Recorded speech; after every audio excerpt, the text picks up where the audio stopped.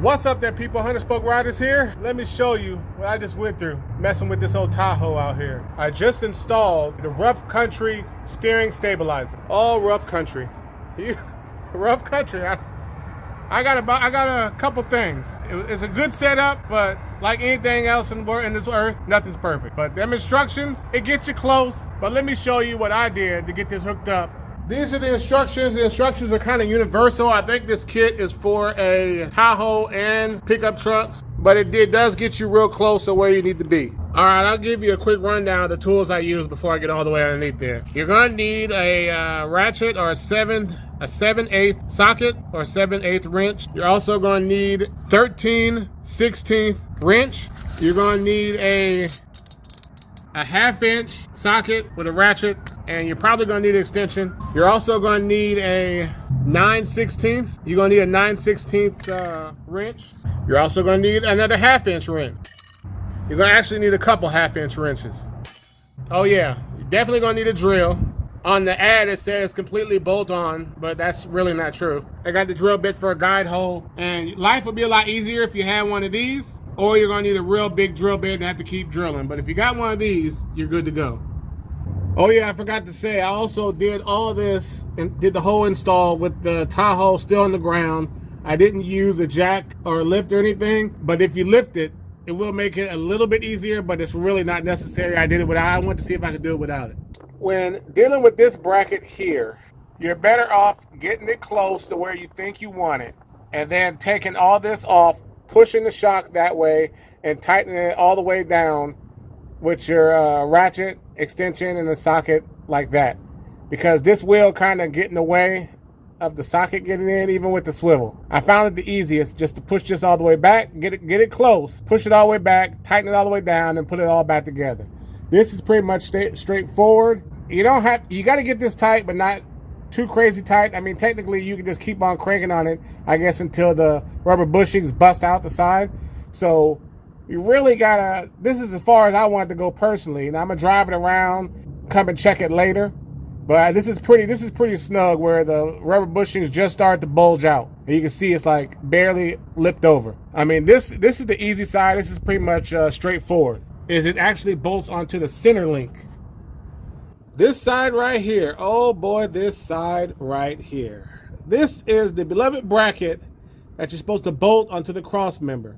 On the instructions, they said, oh, just need to put this bolt in, but they're claiming, oh, just that bolt in, but they did give me this bolt here. Getting this bolt in right here. Now in the picture, they got the bolt pointing up. Me personally, I couldn't get that bolt in there going straight up like that, because let me show you the hole you got to go through. That right there, I could barely get my finger in there. I'd end up doing it with my pinky, holding it, and I got to push through.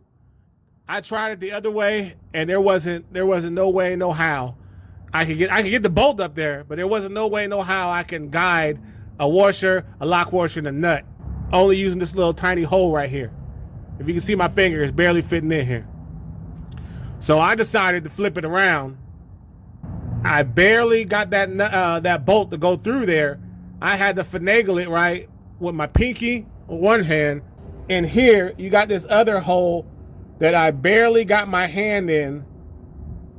Between my one hand, barely squeezed through here, and it almost got stuck in there, and my pinky on my other hand, I got that bolt to drop down there.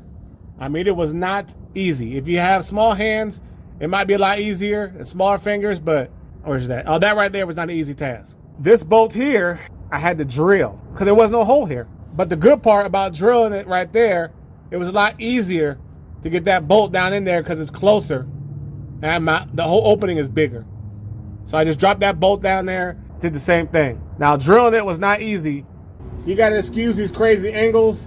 It's too tight down here to get my tripod, so I just got the phone kind of leaned up against the tire. Basically, I turned the handle around on my drill. This is my drill right here. I turned the handle around, held it like this, laid on my side, and basically pulled the trigger with my pinky. And basically just drilled up into that cross member. I started out with a pilot hole, and then I tried to use this one right here, but it wasn't big enough. So once that one went all the way through, I came back with this one. You're better off just starting with this one, then you ain't got to switch it again. That's pretty much, hands are a little dirty, but hey, I'm working. But that's pretty much what I had to go through, man. That's that on that. That is everything I had to do. It wasn't too bad of an install. It didn't take too long in the grand scheme of things of everything I've done to this Tahoe. But hey, I'm going to go test drive it now. And stay tuned for the next video. On my next Tahoe video, I will let you know my full thoughts of it. I'm going to test drive it, but I don't want to just test drive it one time and give you my full thoughts.